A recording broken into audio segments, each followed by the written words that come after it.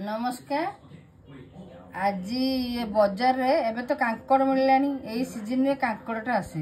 ये कांकड़ दी प्रकार आछे, गोटे छोट कांकड़ गोटे बड़ कांकड़।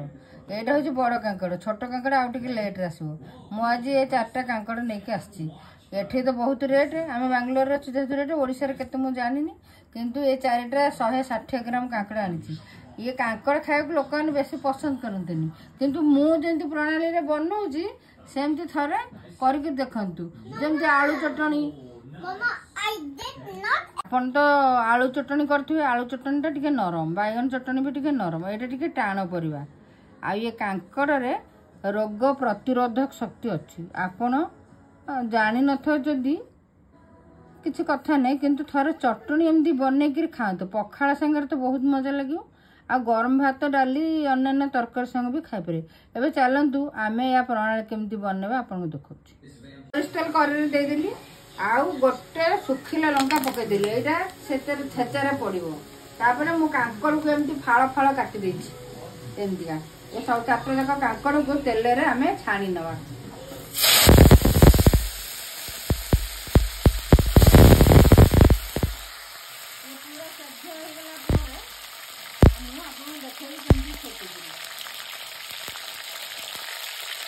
तेल रे एमतिका टिके भाजी देला परे अल्प टिके हळदी देबे, एकदम कम, माने तार वासनाटा जीवा पई। आउ अल्प टिके लूण देबे, सेतिला परे आपण टेस्ट अनुसार लूण दे परे। जेबे टिके लूण दे दे, आधा स्पून लूण देबे। तापरे आको भाजी आको छाड़बे। 5-6 मिनिट पर पूरा भाजी हे गेला परे आपण छेतिबा। भजाटा एई पर्याय रे हमर पहुंचला। आपण एमती टूथपिक देई देखिबे सिझी कि नाही। पूरा एमती सिझी गले आको काढी नेबे। काढी नेला पर आपण हमें कोन करछि देखो।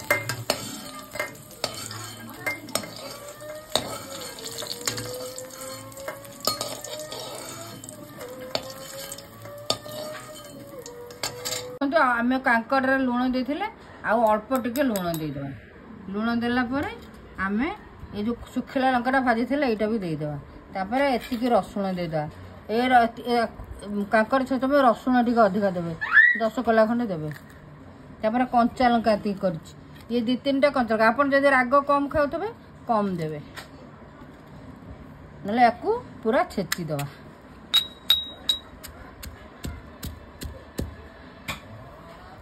एबे छेचिली ए जो छोट हेमदस्तर, आपण जदि शिले रे छेची भी पारिबे, नै त आ बड़ हेमदस्तर भी छेची। हमर ए छोटेटी अछि, हम एते छेची।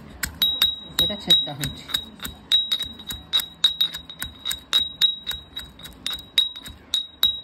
आपण मान देखंतु मो कांकड़ आ से लंका रसुण सब छेचिक एई पर्याय रे पहुंचला, खाइबा पई पूरा रेडी।